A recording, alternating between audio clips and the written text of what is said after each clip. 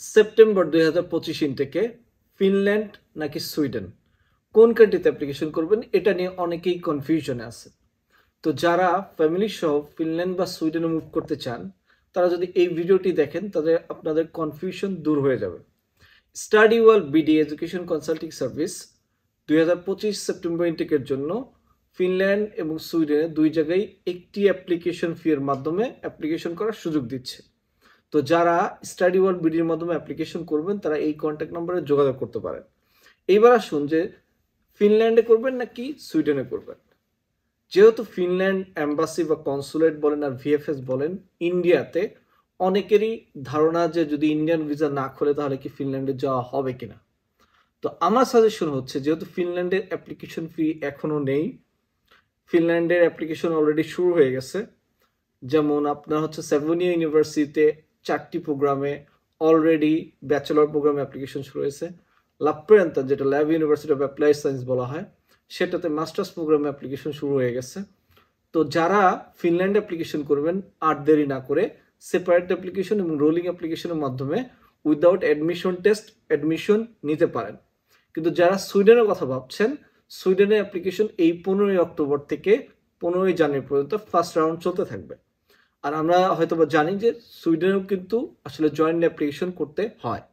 তো সুইডেনের অ্যাপ্লিকেশনে একসঙ্গে আপনি 4টি অ্যাপ্লিকেশন করতে পারবেন মাত্র 900 সেক, যেটা বাংলা টাকায় 12,000 টাকার মতো অ্যাপ্লিকেশন ফি দিয়ে 4টি ইউনিভার্সিটিতে 4টি প্রোগ্রাম অ্যাপ্লিকেশন করতে পারবেন ফার্স্ট সেকেন্ড থার্ড প্রায়োরিটি দিয়ে। আর সুইডেনের রিকোয়ারমেন্ট হচ্ছে মাস্টার্সের জন্য 6.5 আছে, পিটিই 62, রাইটিংয়ে 61 হইতে হবে মিনিমাম। তো যাদের আপনার হচ্ছে সুইডেন অ্যাপ্লিকেশন করতে পারবেন, সুইডেনের সব থেকে বড় অ্যাডভান্টেজ হচ্ছে আপনি বাংলাদেশ থেকেই এম্বাসিটা ফেস করতে পারবেন। আর পৃথিবীতে যে কয়টা দেশের সব থেকে simplest way to get student visa, তার মধ্যে সুইডেন এবং ডেনমার্ক অন্যতম। তাই সুইডেনের অ্যাডমিশন এবং ভিসা প্রসেস খুবই সিম্পল। যাদের ঝামেলা নিতে চান না, ফ্যামিলি নিয়ে মুভ করতে চান, তারা সুইডেনকে বেছে নিতে পারবেন। এবং যারা ইন্ডিয়াতে যেতে চান। এবার আসুন ফিনল্যান্ড নিয়ে। ফিনল্যান্ডে আমরা জানি 3টা ওয়েতে অ্যাডমিশন হয়। একটা হলো জয়েন্ট, যেটাতে একসঙ্গে 6টা অ্যাডমিশন করতে 6টি প্রোগ্রামে অ্যাপ্লাই করতে পারবেন, বাট এন্ট্রান্স এক্সাম বাধ্যতামূলক। বাট যাদের আইএলটিএস 6 বা 6.5 আছে তারা এখন থেকেই সেপারেট অ্যাপ্লিকেশনের জন্য অ্যাপ্লিকেশন করতে পারেন।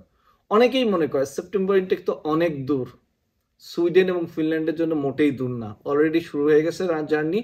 আপনি দেরি করলে আপনি পিছিয়ে পড়বেন, ডিসিশন আপনার যে আপনি আসলে কখন শুরু করবেন।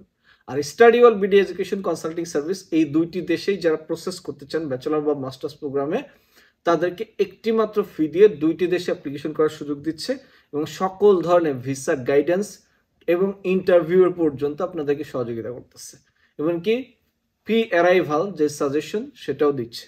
তো আর দেরি না করে আপনার ইচ্ছা করলে ফিনল্যান্ড এবং সুইডেনের মতো দেশে এই নর্ডিক কান্ট্রিতে এই বিউটিফুল ল্যান্ডস্কেপে আপনারা স্টুডেন্ট ভিসা এসে ফ্যামিলি নিয়ে মাইগ্রেট করতে পারেন। So thank you very much for watching my video. Have a nice day.